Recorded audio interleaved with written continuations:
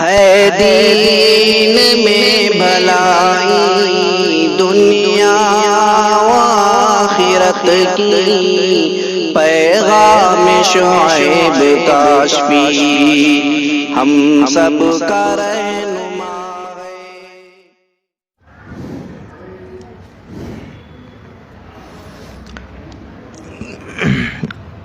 الحمد لله نحمده ونستعينه ونستغفره ونؤمن به ونتوكل عليه ونعوذ بالله من شرور أنفسنا ومن سيئات أعمالنا، من يهده الله فلا مضل له ومن يضلله فلا هادي له، ونشهد أن لا إله إلا الله وحده لا شريك له، لا ضد له ولا ند له، لا مثل له ولا مثال له، ونشهد أن سيدنا وسندنا ونبينا ومولانا محمدا عبده ورسوله، أرسله الله تعالى إلى الناس كافة بشيرا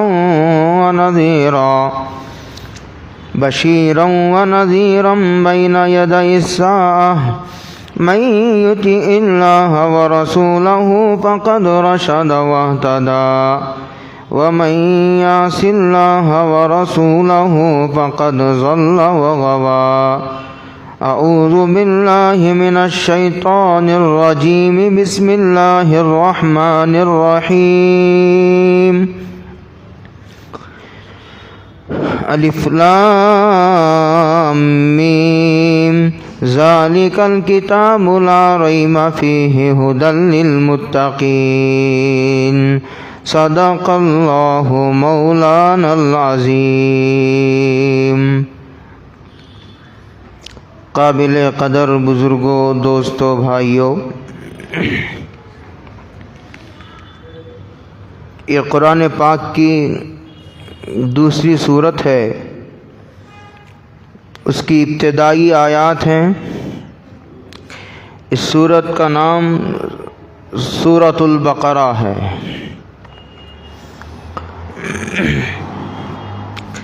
اس کی ابتدائی آیتوں میں ہدایت والوں کی علامتوں کا ذکر ہے. ہدایت والوں کی علامتوں کا ذکر کرنے سے مقصد قرآن کریم کا یہ ہوتا ہے، ہدایت ایک چھپی ہوئی چیز ہے، ایک مخفی چیز ہے. اسی طرح ایمان ہے، ایمان ایک چھپی ہوئی چیز ہے. دوستی ایک چھپی ہوئی چیز ہے. اسی طرح دشمنی ایک چھپی ہوئی چیز ہے.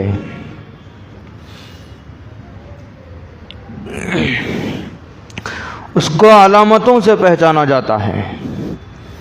تو قرآن کریم نے علامتوں کا ذکر کیا کہ ان علامتوں کو سامنے رکھ کر ہر آدمی اگر اپنے بارے میں معلوم کرنا چاہے کہ میں ہدایت کے راستے پر گامزن ہوں یا نہیں ہوں، یا میں راہ ہدایت سے بھٹک چکا ہوں، ہدایت کی ڈگر سے میں بہک چکا ہوں، یا میں صراط مستقیم پر چل رہا ہوں، ہر آدمی بآسانی اس کا فیصلہ کر سکتا ہے. بہت نمایاں اور موٹی موٹی علامتیں ہیں. اس کی ابتدا قرآن کریم یوں کرتا ہے، الف لام میم. یہ الف لام میم اس کو حروف مقطعات کہا جاتا ہے. ہر صورت کے شروع میں نہیں، قرآن کریم کی مختلف صورتوں کے شروع میں کہیں الف لام میم ہے، کہیں الف لام را ہے، کہیں الف لام میم را ہے، کہیں الف لام میم صاد ہے، کہیں حامیم ہے، کہیں حامیم عین سین قاف ہے۔ اس طرح مختلف حروف ہیں جو سورتوں کے شروع میں قرآن کریم نے اسے ذکر کیا ہے، اور اس کی مراد تو اللہ رب العزت والجلال ہی کو ہے۔ حضرت علی کرم اللہ وجہہ ارشاد فرماتے ہیں کہ یہ اللہ اور اس کے رسول کے درمیان ایک راز ہے جس کا بندوں سے کوئی تعلق نہیں تھا، اسی لیے امت پر اس کو ظاہر نہیں کیا گیا، لیکن یہ قرآن کریم کا جز ہے، حصہ ہے۔ اس کو پڑھیں گے تو اسی طرح ثواب ملے گا جس طرح ان آیتوں کو پڑھنے سے اجر و ثواب ملتا ہے اور اللہ کے قرب کے منازل طے ہوتے ہیں۔ جن آیتوں کے مضامین واضح ہیں۔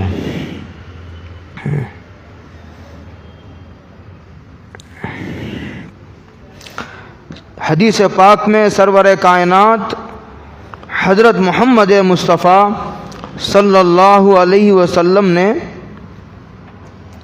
یہ بات ارشاد فرمائی کہ جو آدمی قرآن کریم کا یہ ایک حرف پڑھے گا اسے 10 نیکیاں دی جائیں گی۔ اس کی مثال میں سید الکونین حضرت محمد مصطفیٰ صلی اللہ علیہ وسلم نے الف لام میم کو پیش فرمایا ہے، جس کی کوئی مراد نہیں۔ تو اس سے پتہ چلا کہ جن حروف کے معنی ہم کو معلوم نہیں ہیں ان کے پڑھنے سے بھی اللہ کا قرب نصیب ہوتا ہے اور اللہ کی محبت میں اضافہ ہوتا ہے، اور دل پر جو اندھیرا اور ظلمتیں آ گئی ہیں وہ ان حروف کے پڑھنے سے بھی دور ہوتی ہیں۔ الفاظ کا بھی اثر ہوتا ہے، اسی لیے آپ کسی کو محبت کے الفاظ سے یاد کیجئے تو اس کے دل پر اثر ہوتا ہے، وہ متاثر ہوتا ہے۔ کسی کو آپ گالی دیجئے تو اس کا چہرہ سرخ ہو جاتا ہے، متغیر ہو جاتا ہے، اس کے تیور بدل جاتے ہیں۔ یہ الفاظ ہی کا اثر ہے جو سامنے والے کے دل پر مرتب ہوا ہے۔ گالی کا اثر تو ہو آدمی کے دل پر اور قرآن کریم کے الفاظ کا اثر نہ ہو، ایسا کیسے ہو سکتا ہے؟ سرور کائنات حضرت محمد مصطفیٰ صلی اللہ علیہ وسلم نے ایک حدیث میں یوں ارشاد فرمایا، ان هذه القلوب تصدع كما يصدع الحديد اذا اصابه الماء۔ فرمایا کہ ان دلوں کو بھی زنگ لگتا ہے جس طرح لوہے کو پانی لگنے سے زنگ لگ جاتا ہے۔ صحابہ نے فوراً پوچھا، قیل وما جلاؤها یا رسول اللہ، اے اللہ کے رسول پھر اس کے صاف کرنے کا کیا طریقہ ہوگا؟ تو سرکار دو عالم صلی اللہ علیہ وسلم نے 2 چیزوں کا ذکر فرمایا۔ ایک فرمایا کثرت تلاوت القرآن، قرآن پاک کی کثرت سے تلاوت کرنا۔ اس کے بعد فرمایا وہ ذکر حازم اللذات، اور موت کا ذکر کثرت سے کرنا، موت کا ذکر کثرت سے کرنا۔ اس سے آدمی کا کہ جو پر دل پر جو زنگ آ چکا ہے وہ اتر جاتا ہے۔ جب لوہے کو زنگ لگتا ہے نا تو اس کے 2 نقصانات ہوتے ہیں۔ ایک نقصان یہ ہوتا ہے کہ وہ لوہے کی صورت بدل جاتی ہے، لوہے کی صورت خراب ہو جاتی ہے، اور پھر دوسرا اس کی جو قوت ہے، اس کی جو سیرت ہے وہ بدل جاتی ہے۔ اسی طرح جب آدمی کے دل پر زنگ آتا ہے تو اس کا اثر دل سے متجاوز ہو کر چہرے پر آنے لگتا ہے، اور چہرے پر اس کی ظلمتوں کا اثر رفتہ رفتہ بڑھتا چلا جاتا ہے، سرور کائنات حضرت محمد مصطفیٰ صلی اللہ علیہ وسلم نے ارشاد فرمایا، جب آدمی ایک نیکی کرتا ہے تو اس کے دل پر ایک سفید نقطہ لگ جاتا ہے، دوسری نیکی کیا دوسرا نقطہ لگ گیا، تیسری نیکی کیا تیسرا نقطہ لگ گیا، چوتھی نیکی کیا چوتھا نقطہ لگ گیا، پانچویں نیکی کیا پانچواں نقطہ لگ گیا۔ جتنی چھوٹی بڑی نیکیاں کرتا رہے گا وہ نقطے، نور کے نقطے بڑھتے چلے جائیں گے، بڑھتے بڑھتے پورے دل پر چھا جائیں گے، جس کی وجہ سے اس کا دل یہ چاہے گا کہ یہ نیکی بھی کر لوں، وہ نیکی بھی کر لوں، چھوٹی نیکی بھی کر لوں اور بڑی نیکی بھی کر لوں، رات کی نیکی بھی کر لوں، دن کی نیکی بھی کر لوں، بدن سے تعلق رکھنے والی عبادت بھی انجام دوں، مال سے تعلق رکھنے والی عبادتیں بھی انجام دوں، انفرادی عبادات بھی انجام دوں، اجتماعی عبادات بھی انجام دوں۔ اس طرح اس کے دل میں نیکیاں کرنے کا تقاضا پیدا ہو جاتا ہے۔ جیسے آدمی کو جب بھوک لگتی ہے تو اسے کھانے کا تقاضا پیدا ہوتا ہے، اسی طرح جب آدمی کو پیشاب آنے لگتا ہے تو اسے پیشاب کرنے کا تقاضا پیدا ہوتا ہے۔ آدمی کو جب پیٹ بھر جاتا ہے تو اسے استنجے کی ضرورت پیش آتی ہے، استنجے کا تقاضا پیدا ہوتا ہے۔ اسی طرح جب آدمی کا دل نور سے بھر جاتا ہے، اسی لیے کسی نیکی کو چھوٹی نہیں سمجھنا چاہیے، ہر نیکی کو جو ملے آدمی اسے کر گزرنا چاہیے، اس سے دل نور سے بھر جائے گا، اور جب دل نور سے بھر جائے گا تو ظلمتیں مغلوب ہو جائیں گی، اس کے بعد ختم ہو جائیں گی دل سے، پھر اس کو ہر نیکی کرنا اس کے لیے آسان ہوگا، بلکہ نیکیاں کرنے میں اسے مزہ آنے لگے گا۔ اس کے برعکس حدیث پاک میں ہے، سرور کائنات حضرت محمد مصطفیٰ صلی اللہ علیہ وسلم نے ارشاد فرمایا، جب آدمی ایک گناہ کرتا ہے تو اس کے دل پر ایک کالا نقطہ لگ جاتا ہے، اور اگر توبہ کر لیتا ہے تو فوراً مٹ جاتا ہے۔ اسی لیے حدیث پاک میں سرور کائنات حضرت محمد مصطفیٰ صلی اللہ علیہ وسلم نے ارشاد فرمایا کہ دیکھو روزانہ استغفار کیا کرو، اور فرمایا انی لا استغفر اللہ فی الیوم 100 مرہ، بعض روایتوں میں 70 مرہ کے الفاظ آئے ہیں۔ حضور نے فرمایا میں روزانہ 100 مرتبہ استغفار کرتا ہوں، اور روزانہ بعض حدیثوں میں آیا ہے میں 70 مرتبہ استغفار کرتا ہوں۔ اور روزانہ غبار آیا اور آدمی استغفار کیا، وہ دھل گیا۔ جیسے روزانہ آدمی گھر کو دھوتا ہے، گھر کی صفائی کرتا ہے، روزانہ آدمی گھر میں جھاڑو دیتا ہے، اگر 1 مہینہ گھر بند رہے، گھر کو تالا لگا رہے، کوئی صفائی کرنے والا نہیں، کوئی گھر کو جھاڑنے والا نہیں، دھونے والا نہیں، گھر کے سامان کو اٹھا کر رکھنے والا نہیں، گھر کیا ہوا کباڑ خانہ ہو گیا، آدمی اندر نہیں جا سکتا، کوئی چیز پاک نہیں، صاف نہیں، گھر دھول سے اٹا ہو چکا ہے، سو نہیں سکتا، بیٹھ نہیں سکتا، بے چینی، بے قراری۔ اسی طرح حضور نے فرمایا کہ دیکھو اگر کوئی آدمی گناہ کرتا ہے تو اس کے دل پر ایک کالا نقطہ لگ جاتا ہے، اگر وہ توبہ کر لیتا ہے تو وہ مٹ جاتا ہے، اگر توبہ نہیں کیا، غافل ہو گیا، تو وہ نقطہ بڑھتا رہتا، دوسرا کیا پھر ایک نقطہ لگا، تیسرا کیا پھر ایک نقطہ لگا، چوتھا کیا پھر ایک نقطہ لگا، اس طرح نقطے بڑھتے چلے جاتے ہیں، یہاں تک کہ وہ سیاہی اور ظلمت پورے دل پر چھا جاتی ہے۔ پھر اس کے بعد یہ نقصان ہوتا ہے کہ آدمی کو برائی کا احساس ختم ہو جاتا ہے، برائی کرتا ہے لیکن برائی کا احساس باقی نہیں رہتا۔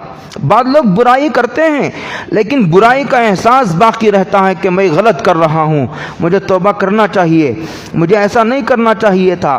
بعضوں کے اندر یہ احساس باقی رہتا ہے اور اسے توبہ میں جلدی کرنے کی ضرورت ہے، ورنہ ایسا نہ ہو کہ وہ ظلمت بڑھے گی اور پورے دل کو اپنے قابو میں لے لے گی، تو آدمی کے اندر سے پھر توبہ کی توفیق بھی سلب ہو جائے گی، پھر اس کے بعد میں آدمی کے اندر اچھی برے کی تمیز ختم ہو جائے گی، اور اچھے برے کی جو استعداد اللہ نے فطری طور پر اس کے اندر رکھی تھی وہ ختم ہو جاتی ہے۔ اس طرح آدمی نیکیاں کرے تو نور پورے دل پر چھا جاتا ہے، اور آدمی گناہ پر گناہ کرتا چلے جائے تو سیاہی اور ظلمت پورے دل کو اپنے قابو اور کنٹرول میں لے لیتی ہے، پھر آدمی کا دل اس کے کنٹرول سے باہر ہوتا چلا جاتا ہے۔ تو قرآن کے حدیث میں سرور کائنات صلی اللہ علیہ وسلم نے ارشاد فرمایا کہ دیکھو دلوں کو بھی زنگ لگتا ہے۔ زنگ کیا ہے؟ یہی آدمی نماز نہیں پڑھتا، زنگ لگ گیا، آدمی زکوٰۃ نہیں دیتا، دل پر زنگ لگ گیا، اور آدمی کے اندر دل کی ناپاک محبت ہے، زنگ لگ گیا، آدمی نے غیبت کی اور کالا نقطہ پڑ گیا، اسی طرح آدمی نے زبان سے گالی دی اور کالا نقطہ لگ گیا، آدمی نے چغلی کھائی، یہی زنگ ہے، آدمی نے نظر خراب کی، زنگ آ گیا، آدمی نے گانے سنے، زنگ آ گیا، کسی پر ظلم کیا، زنگ آ گیا، اس طرح کسی نے کسی کی برائی کی، زنگ آ گیا، اور کسی کے خلاف آدمی نے منصوبہ بنایا، اس کے دل پر زنگ آ گیا، اور بعض مرتبہ یہ زنگ بڑھتا چلا جاتا ہے، اور ایسا ہو جاتا ہے جیسے کالے کپڑے پر کوئی داغ پڑے تو پتہ ہی نہیں چلتا، اس طرح آدمی کو برائی کا احساس ختم ہو جاتا ہے۔ سفید لباس پر اگر ایک داغ بھی بیٹھتا ہے تو آدمی کو جلدی سے احساس ہو جاتا ہے، اور دور سے بھی وہ کالا نقطہ نظر آنے لگتا ہے، لیکن کالے کپڑے کو آپ پورے آئل میں ڈبو کے اٹھا دیجئے تو یہ پتہ ہی نہیں چلتا، اس لیے کہ پہلے سے کالا ہو چکا ہے۔ تو سرور کائنات صلی اللہ علیہ وسلم نے حدیث پاک میں فرمایا، جو آدمی قرآن پاک کی تلاوت کرتا ہے، ایک حرف پر 10 نیکیاں ملتی ہیں۔ اس کے بیان میں سرکار دو عالم صلی اللہ علیہ وسلم نے مثال میں اس الف لام میم کو بیان فرمایا ہے، جو مثال کے طور پر الف لام میم، اس کا انتخاب کیا مثال کے لیے، جس کا کوئی معنی نہیں، جس کی کوئی مراد انسانوں میں سے کسی کو معلوم نہیں، اس کا علم یا تو اللہ کو ہے یا تو اس کے رسول پیغمبر علیہ الصلوۃ والسلام کو ہے۔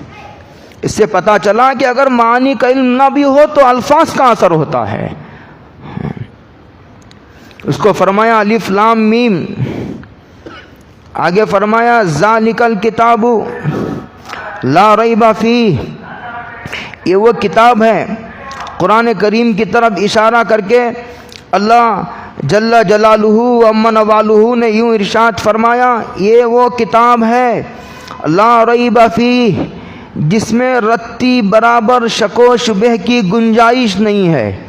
اگر کسی کو شبہ ہوتا ہے تو وہ اس کے عقل کی کمی کا نتیجہ ہے، وہ اس کی فطرت میں سلامتی کی کمی کا نتیجہ ہے، اس کے علم کی کمزوری کا نتیجہ ہے، اس کے تقوی کی کمزوری کا نتیجہ ہے، ورنہ تو اس کے دل میں کوئی ٹیڑھا پن ہے، کجی، جو قرآن کریم میں وہ اسے کجی نظر آ رہی ہے، ورنہ تو جیسے قرآن کریم تو آئینہ ہے، قرآن آئینے میں تو کوئی کجی نہیں ہوتی، کجی تو آدمی کے دل میں ہوتی ہے، یہ تو اللہ کا کلام ہے جو اللہ کی ذات سے نکلا ہوا، جیسے آدمی آئینے میں دیکھتا ہے، اگر خوبصورت انسان دیکھتا ہے تو آئینے میں خوبصورت معلوم ہوگا، اگر کوئی حبشی آئینے کو دیکھا تو اس کی بدصورتی اسے نظر آئے گی، اس کا بدصورت ہونا اسے نظر آئے گا۔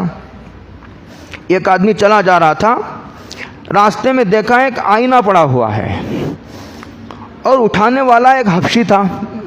حبشی لوگ تو بہت ویسے ہوتے ہیں، بدصورت قسم کے، کالے موٹے ہوٹ والے، عجیب و غریب لوگ ہوتے ہیں۔ جو لوگ حج کو گئے ہیں انہوں نے ان کا نظارہ کیا ہوگا۔ تو وہ اٹھایا اینک کو، دیکھا تو اس آئینے میں اس کی صورت نظر آئی، تو اس نے یہ کہہ کر کے پھینک دیا کہ اتنا بدصورت ہے تبھی تو کسی نے راستے میں پھینک دیا ہے، یہ کہہ کر کے پھر راستے میں پھینک دیا۔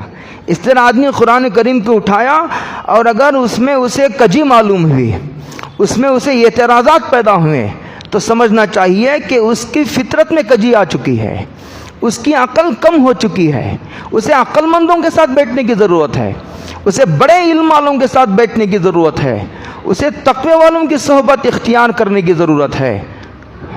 یہ بچہ تھا، وہ روٹی کھا رہا تھا،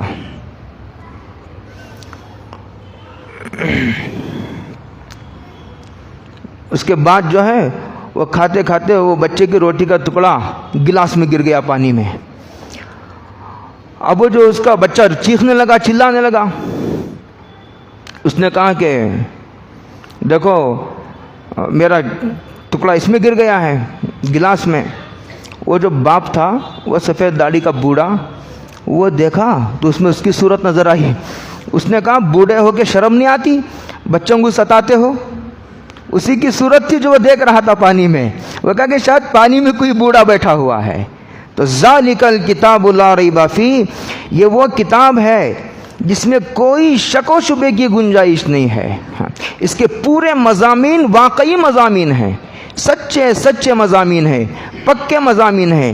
اس میں کوئی ٹیڑھا پن نہیں، اس میں تمہیں نقصان پہنچانے والی کوئی چیز نہیں. ایسا لگتا ہے بظاہر کہ قرآن کریم پر عمل کریں گے تو یہ ہماری دنیاوی ترقی میں رکاوٹ بن جائے گی. بھائی سود نہیں لیں گے تو کیسا چلے گا؟ بھائی جھوٹ نہیں بولیں گے تو کیسا کاروبار چلے گا؟ بھائی رشوت نہیں لیں گے تو کیسا کاروبار چلے گا؟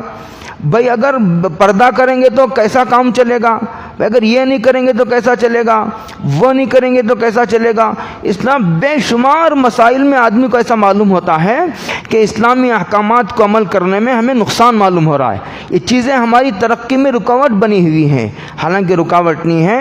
جس پروردگار نے ہمیں پیدا کیا ہے وہ ہماری مصلحتوں سے بخوبی واقف ہے، اس کا علم اتنا بڑا ہے. اس نے اس میں ایسے احکامات ہمیں دیے ہیں جو ہمارے لیے نفع بخش ہیں، ہماری پوری ملت کے لیے نفع بخش ہیں، ہماری پوری قوم کے لیے نفع بخش ہیں، ہماری بدن کے لیے نفع بخش ہیں، ہماری روح کے لیے نفع بخش ہیں.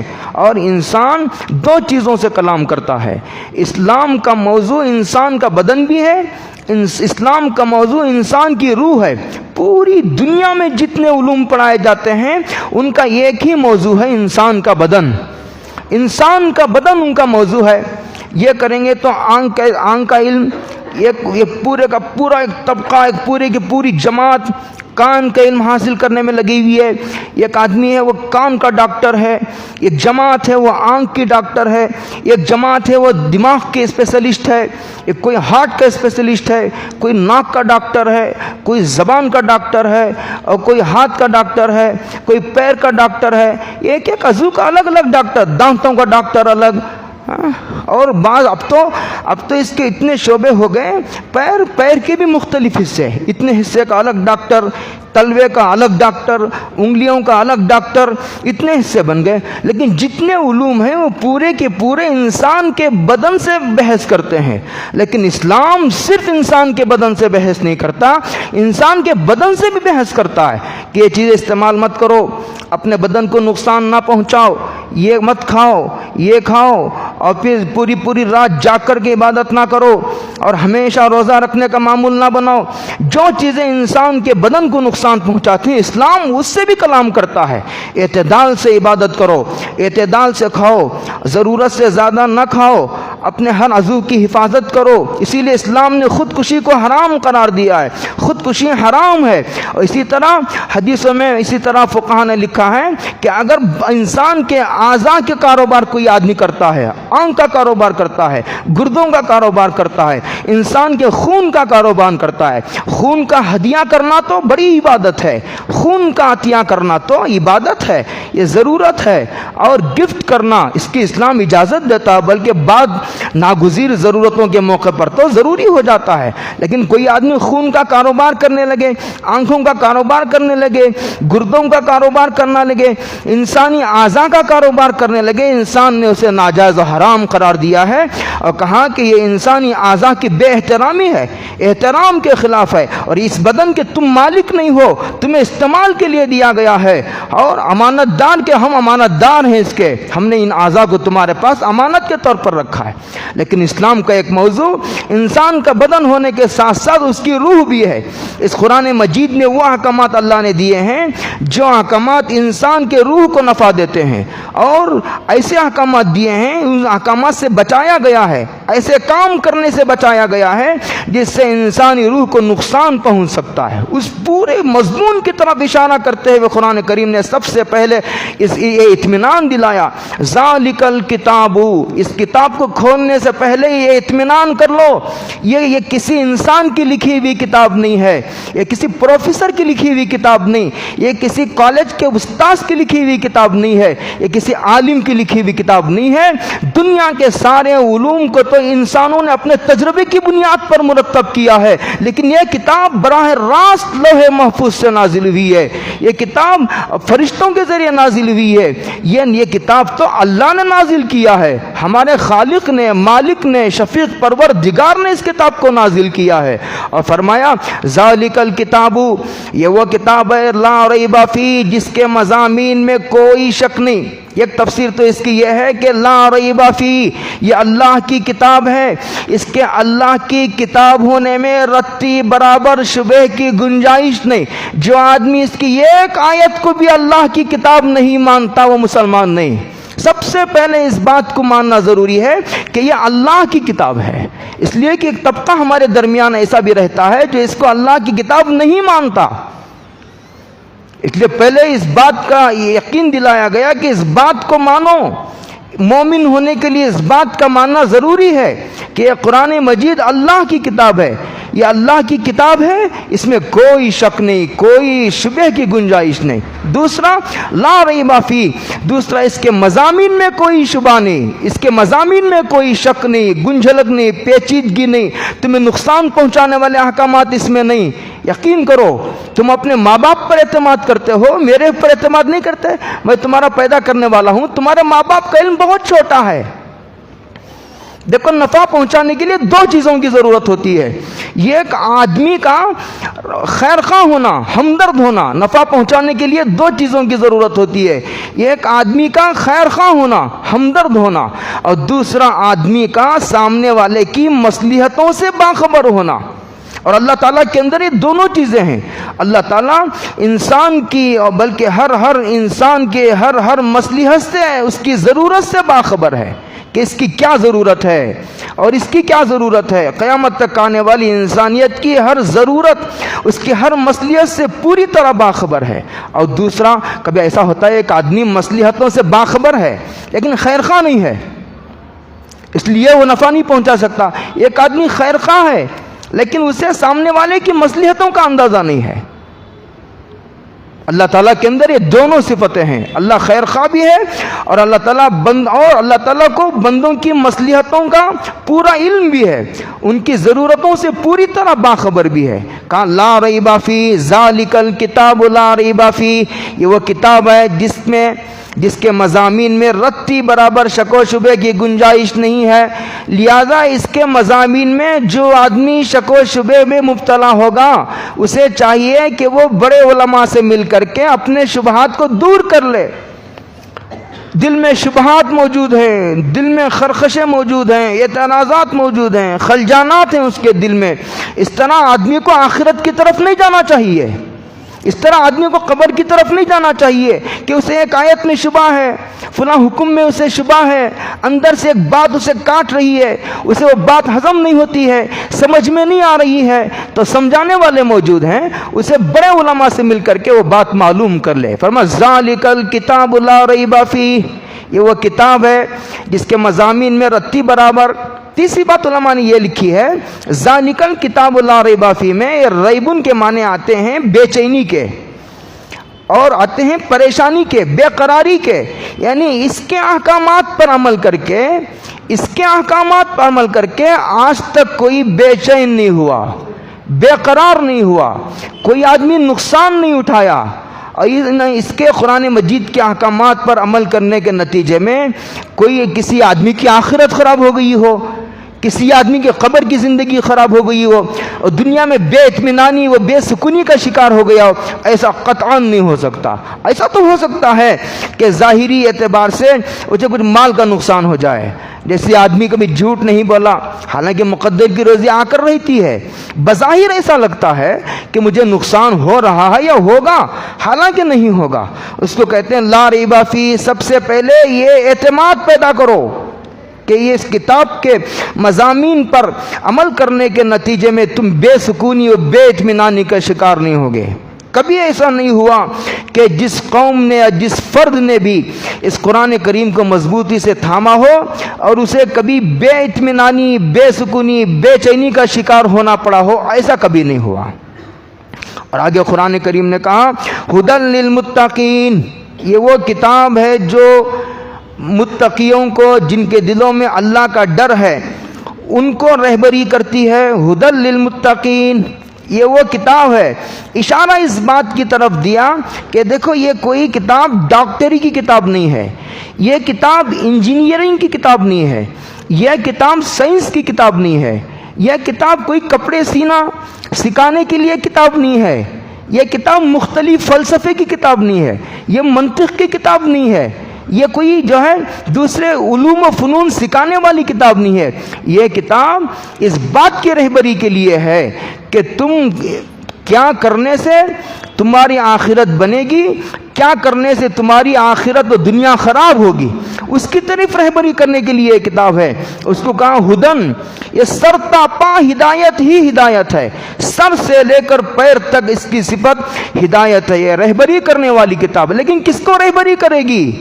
للمتقین، جن کے دلوں میں اللہ کا ڈر ہے، جو یہ چاہتے ہیں کہ میری رہبری کی جائے. ایک آدمی رہبری حاصل کرنا ہی نہیں چاہتا، یہ ایک آدمی اپنے نفع نقصان کے اسباب معلوم کرنا ہی نہیں چاہتا، یہ ایک آدمی سننا ہی نہیں چاہتا، یہ ایک آدمی پڑھنا ہی نہیں چاہتا، یہ ایک آدمی پوچھنا ہی نہیں چاہتا، یہ ایک آدمی غور کرنا ہی نہیں چاہتا، تو اس کو یہ کتاب رہبری کرنے کے لیے تیار نہیں. قرآن کریم نے کہا ہدن للمتقین. اللہ تعالیٰ رحیم بہت ہیں، اللہ شفیق بہت ہیں، اللہ رحمان بہت ہیں، لیکن اس کا مطلب یہ نہیں ہے کہ اللہ تعالیٰ بے غیرت ہیں. اللہ بے غیرت بھی نہیں ہے. ایک آدمی دین کی طرف آنا ہی نہیں چاہتا، ایک آدمی دین کو اپنی ضرورت ہی محسوس نہیں کرنا چاہتا، دین کے بغیر بھی اس کا کام چل رہا ہے، دین کے بغیر بھی اس کا کام چل رہا ہے، اور چلتا ہے کہ میرا کام تو نماز کے بغیر بھی چلے گا، اب تک چلانا میرا کام نماز کے بغیر. ایک آدمی سوچتا ہے کہ ذکر کے بغیر بھی میرا کام چلے گا، تلاوت کے بغیر بھی میرا کام چلے گا، عقیدوں کے صحیح ہونے کے بغیر بھی میرا کام چلے گا، زکوٰۃ کے بغیر بھی میرا کام چلے گا. اگر کوئی آدمی ایسا سوچتا ہے وہ بڑے دھوکے میں ہے. ایک آدمی کے دل میں ڈر ہے اور اسے اللہ کے راستے کی تلاش ہے، اس کے دل میں جستجو ہے اور وہ گمراہی سے نکل کر ہدایت کی طرف آنا چاہتا ہے، اور آدمی سچے دل سے اللہ کی طرف متوجہ ہے اور اللہ سے یہ درخواست کرتا ہے، بار بار یہ درخواست کرتا ہے کہ اللہ مجھے تیرے سیدھے راستے کی طرف رہبری عطا فرمائی، اور سچے پکے دل سے وہ رہبری مانگتا ہے. تو ایسا کبھی نہیں ہوتا. اگر کافر بھی اللہ سے دستگیری مانگتا ہے، اگر کوئی کافر بھی اللہ تعالیٰ سے رہبری اور رہنمائی طلب کرتا ہے، قدرت اس کی بھی دستگیری کرتی ہے. مجھے یاد آیا ایک واقعہ کہ حضرت مولانا تقی عثمانی صاحب نے لکھا ہے کہ جرمنی سے ایک ان کو خط آیا. اس خط میں یہ تھا کہ حضرت میرا شوہر مسلمان ہے. شوہری کا خط آیا کہ میں مسلمان ہوں، میری بیوی عیسائی ہے، محبت ہو گئی، شادی ہو گئی اور ہم کو بچے بھی ہو گئے، اور جب بچے بڑے ہونے لگے تو ہمیں فکر ہوئی کہ ان کی تربیت کس مذہب پر کی جائے. شوہر کہتا ہے کہ اس کی تربیت میں اسلام کے طریقے پر کروں گا، اور بیوی کہتی ہے کہ اس کی تربیت میں عیسائیوں کے طریقے پر کروں گی. اب ہم دونوں میں اختلاف ہو گیا، رات دن یہی جھگڑا ہے. تو حضرت نے جواب میں لکھا کہ دو کام آپ کو کرنا ہے. ایک کام آپ کو یہ کرنا ہے کہ میری ایک کتاب ہے عیسائیت پر، وہ انگلش میں ہے، وہ کتاب میں پوسٹ کے ذریعے آپ کو روانہ کر رہا ہوں، وہ آپ کو صبح شام پڑھنا ہے، روزانہ 5 صفحے 10 صفحے آپ کو پڑھنا ہے. اور دوسرا کام آپ کو یہ کرنا ہے، صبح شام 5 منٹ آپ جو ہے تنہائی میں دروازہ بند کر کے اللہ کی طرف متوجہ ہو کے سچے دل سے اللہ کو یہ بولنا ہے کہ اے اللہ، اگر اسلام حق ہے تو اسلام کی طرف رہبری عطا فرمائیے، اور اگر عیسائیت حق ہے تو مجھے عیسائیت پر قائم رکھیے. یہ دعا آپ کو روزانہ 5 منٹ سچے پکے دل سے خالی ذہن ہو کر کرنا ہے. اور ہر مسئلے میں رہبری حاصل کرنے کا یہی طریقہ ہے. اور ہم تو 20 25 50 سال سے، جب تک ہم اسکول تھے ہمیں پتہ نہیں تھا، لیکن جب ہم قرآن و حدیث پڑھے تو ہمیں پتہ چلا کہ اللہ تعالیٰ سے اور رہبری حاصل کرنے کا یہ نسخہ صرف دینی معاملات میں نہیں، دنیاوی معاملات میں روزانہ آدمی کو کئی مرتبہ اس کی ضرورت پڑ جاتی ہے، اور مہینے میں کئی مرتبہ آدمی کو ضرورت پڑ جاتی ہے اللہ کی رہبری حاصل کرنے کی. انسان کا علم اتنا چھوٹا ہے، کبھی آدمی تردد کا شکار ہو جاتا ہے، یہ جگہ رہوں یا یہ جگہ چھوڑ دوں، یہ ملازمت کروں یا چھوڑ دوں. کبھی دشواریاں پیدا ہوتی ہیں، کبھی ایک کام آدمی کرنے جاتا ہے، کروں یا نہ کروں، مختلف مشورے سامنے آتے ہیں، مختلف مختلف آرا سامنے آتے ہیں، ہر آدمی کا الگ مشورہ، مختلف خیالات آ رہے ہیں، اور پازیٹیو بھی آ رہے ہیں، نگیٹیو بھی، مثبت بھی، منفی بھی، ہر قسم کے پہلو سامنے آ رہے ہیں۔ آدمی کا علم اتنا چھوٹا ہے، چھوٹے سے چھوٹے مسئلے میں رہبری کے لیے انسان کا علم ناکافی ہے۔ انسان کا علم چونٹی کے برابر بھی نہیں، رائی کے دانے کے برابر بھی نہیں۔ وہ انسان کی پوری مصلحتوں پر آدمی پورے کو احاطے میں لے کر کے غور نہیں کر سکتا، اور اس کے نتیجے سے آدمی بے خبر ہے۔ اس لیے اللہ کی طرف رجوع کرنے کی ہر قدم پر اور ہر لمحہ آدمی کو ضرورت پڑتی ہے۔ خیر، اس نے 10-15 دن وہ عمل کیا۔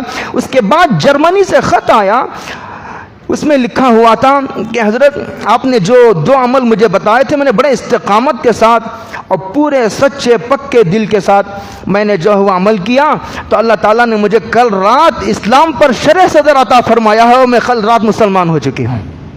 ہدی للمتقین، فرمایا کہ یہ قرآن پاک سراپا ہدایت ہے، لیکن ایک آدمی ہدایت حاصل کرنا ہی نہیں چاہتا، گمراہی سے نکلنا ہی نہیں چاہتا، گمراہی میں ہی پڑے رہنا چاہتا ہے، گمراہی میں ہی پڑے رہنے کا اس نے فیصلہ کر لیا ہے۔ سورج تو نکل رہا ہے، روزانہ نکل رہا ہے، پوری دنیا کو روشنی پہنچا رہا ہے، پوری دنیا کو منور کر رہا ہے، لیکن ایک آدمی بند کمرے میں چاروں دروازے کھڑکیاں بند کر کے آدمی بیٹھ جائے اور یہ کہے کہ روشنی میرے تک آتی ہی نہیں۔ اگر روشنی چاہیے تو باہر تو آ، دروازہ تو کھول، گھر سے باہر آ، پردے ہٹا، روشنی تیرے کمرے کے اندر بھی پہنچے گی۔ لیکن ایک آدمی آنکھیں بند کر کے، دروازے بند کر کے بیٹھا ہے، اس کو اسلام رہبری کرنے کے لیے قرآن تیار نہیں ہے۔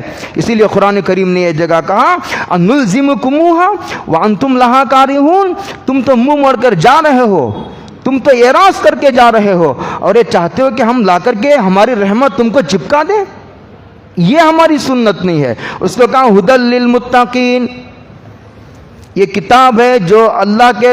اچھا، تقویٰ کیسے پیدا ہوگا؟ کہتے ہیں تقوی کے پاس رہنے والوں سے پیدا ہوگا۔ کتابیں پڑھنے سے تقویٰ نہیں آتا، بیانات سننے سے تقویٰ نہیں آتا۔ ٹیلرنگ سیکھنا ہو تو ٹیلر کے پاس رہنا پڑے گا۔ جو آدمی ٹیلر کی خدمت کرے گا، چند دن کے بعد آپ دیکھتے ہیں کہ وہ ٹیلر بن جاتا ہے۔ لوگ میکینک، چھوٹا بچہ جا کے میکینک کے پاس کام کرتا ہے، مار کھاتا ہے، گالیاں کھاتا ہے، اسپانر سے وہ پھینک کر مارتا ہے، تب بھی اس کی خدمت میں لگا رہتا ہے، تو چند دن کے بعد دیکھتے ہیں کہ چھوٹا بچہ میکینک بن گیا ہے۔ پروفیسروں کے نخرے آدمی برداشت کرتا ہے، چند دنوں کے بعد انجینئر بن جاتا ہے۔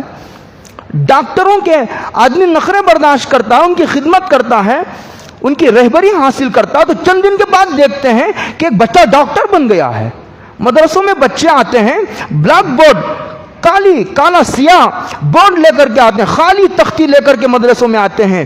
چند دن کے بعد ہم دیکھتے ہیں، 2-3 سال کے بعد کے ایک بچہ جو دیہات میں پیدا ہوا تھا، جس کا باپ مزدور تھا، دیکھتے ہیں کہ چند سالوں کے بعد وہ بچہ حافظ ہے، چند سالوں کے بعد وہی بچہ عالم ہے، چند سالوں کے بعد وہی بچہ محدث ہے، چند سالوں کے بعد وہی بچہ مفسر ہے، چند دنوں کے بعد وہی بچہ جو ہے وہ فقیہ العصر ہے۔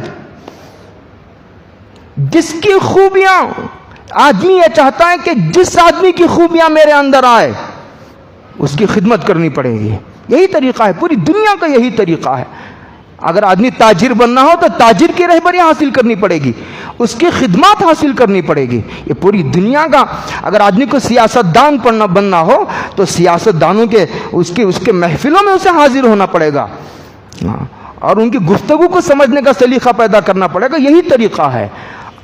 تو ہدی للمتقین، جن کے دلوں میں تقویٰ ہے۔ دیکھو، انسانوں کے 3 گروہ ہیں۔ یہ گروہ وہ ہے جن کو معلوم ہی نہیں ہے کہ گناہ کیا ہے اور اطاعت کیا ہے، علم ہی نہیں ہے ان کو کہ جائز کیا ہے، ناجائز کیا ہے، شرک کیا ہے، بدعت کیا ہے، حلال کیا ہے، حرام کیا ہے، کچھ پتہ نہیں، زندگی گزر رہی ہے۔ ایک طبقہ وہ ہے جس نے علم حاصل کیا اور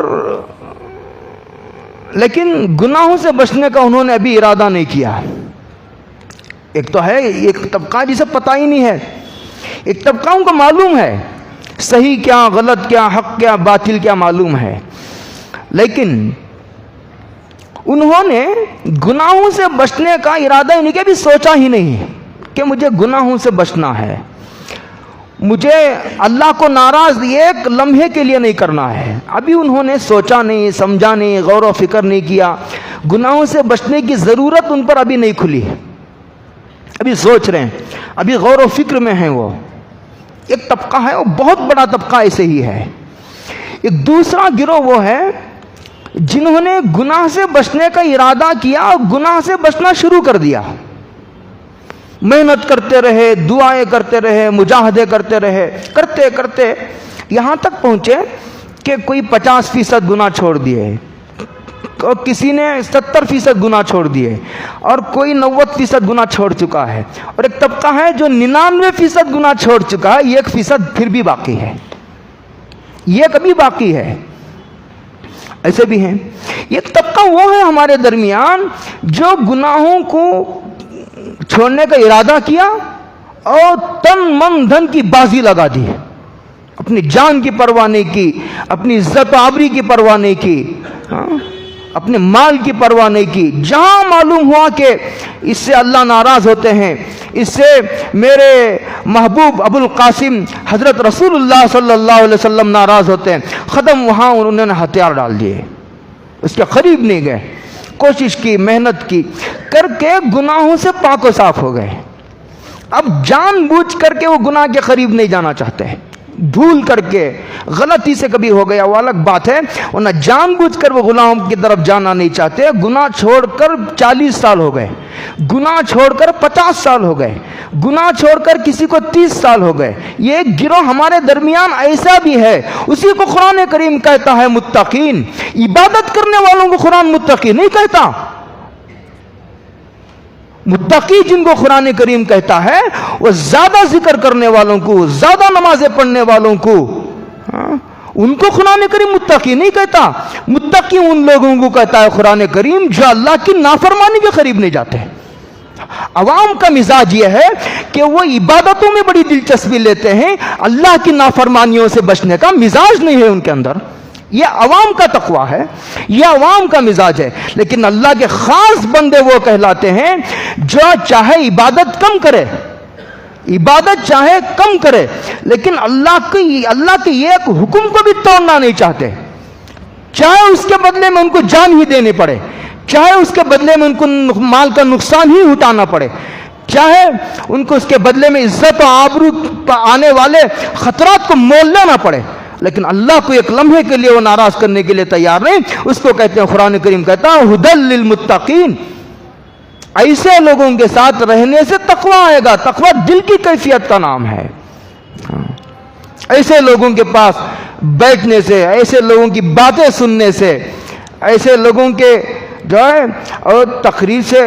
اکبر الہ آبادی کے اشعار ہیں، میں آپ کو سنا دوں. دنیا میں اس وقت نہ بیانات کی کمی ہے، نہ لٹریچر کی کمی ہے، اور نہ معلومات کی کمی ہے، بلکہ ہر دن ہزاروں کتابیں لکھی جا رہی ہیں، ہر دن ہزاروں بیانات ہیں. لیکن اس وقت پوری امت میں جس بات کی کمی ہے وہ تقوی والوں کے پاس بیٹھنے کی کمی ہے، جن کے دل تقوی سے لبریز ہیں. اکبر الہ آبادی کے اشعار میں آپ کو سناؤں. باطن میں ابھر کر ضبط فقاں، لے اپنی نظر سے کار زباں، دل جوش میں لا فریاد نہ کر، تاثیر دکھا تقریر نہ کر. لکھا ہے کتابوں میں، حضرت رسول اللہ صلی اللہ علیہ وسلم نے 9 منٹ سے زیادہ پوری زندگی میں کبھی تقریر نہیں فرمائی. سب سے لمبی تقریر وہ ہے سرکار کی جو حجۃ الوداع کے موقع پر فرمائی تھی. لیکن جب دنیا سے جانے کا وقت آیا تو 1.5 لاکھ کا صحابہ کا وہ مستند ترین خلفاء کا مجمع سرکار دنیا کو چھوڑ کر حضور نے چھوڑا ہے، جو ایک ایک صحابی 1 کروڑ 100 کروڑ انسانوں پر بھاری ہے. ایسا متقی پرہیزگار طبقہ حضور چھوڑ کر کے گئے. اس کو کہتا قرآن ہدی للمتقین. ہدایت والوں، متقی تقوی والوں کو رہبری کرے گا، اور تقوی پیدا ہوگا تقوی والوں کے پاس بیٹھنے سے. اس کا مطلب یہ نہیں کہ بیانات نہ سنو، بیانات بھی سنو، اچھے لوگوں کی کتابیں بھی پڑھو، اور بھی جو کچھ کرنا ہے کرو، لیکن یہ کافی نہیں، نافع ہے، کافی نہیں. کافی نہیں ہے. کافی جیسے کتابوں میں بہت کچھ لکھا ہوا ہے، لیکن اس کے باوجود بھی آدمی ڈاکٹر کے پاس جاتا ہے جب آدمی بیمار ہوتا ہے. کتابوں میں سب کچھ لکھا ہوا ہے، کتابوں میں دیکھ کر کیوں نہیں علاج کر لیتے؟ ڈاکٹروں کے پاس بھاگتے ہو اس لیے کہ ضرورت ڈاکٹروں سے پوری ہوگی. کتاب پڑھنے سے معلومات آ جائیں گی، معلومات ہو جائیں گی، لیکن ضرورت پوری نہیں ہوگی. ضرورت تو انسانوں سے ہی پوری ہوگی. ہدی للمتقین، یہ متقی ہیں، متقیوں کو ہدایت کرے گی اور تقویٰ آئے گا متقیوں کے پاس بیٹھنے سے. پھر اس کے بعد قرآن تفصیل سے ذکر کر رہا ہے، اور اس میں ان لوگوں کی علامتوں کا ذکر ہے جن کے دلوں میں تقویٰ ہے. ہدایت یافتہ لوگوں کی علامتوں کا تفصیلی ذکر ہے ان شروع کی آیات میں. ابھی میں نے جو ہے اس کے بعد یہ صفت کا بھی ذکر نہیں کیا، یہ بنیادی گفتگو تھی. اس کے بعد ترتیب سے قرآن ہدایت والوں کی علامتوں کا ذکر کرتا ہے. میں انشاءاللہ ایک علامت اس کو آپ سامنے رکھ کر کے دیکھتے چلے جائیے، یہ علامت میرے اندر ہے یا نہیں ہے، یہ علامت میرے اندر ہے یا نہیں ہے، یہ علامت میرے اندر ہے یا نہیں ہے. ہے تو شکر کرنے کی ضرورت ہے، اگر نہیں ہے تو اسے پیدا کرنے کے اسباب اختیار کرنے کی ضرورت ہے. یہ آیتیں بہت دور تک چلیں گی، اخیر میں جا کر کے آپ کو پتا چلے گا کہ ہدایت یافتہ لوگوں کی قرآن نے کتنی نمایاں اور موٹی موٹی علامتیں ذکر کی ہیں. وآخر دعوانا ان الحمدللہ رب العالمین.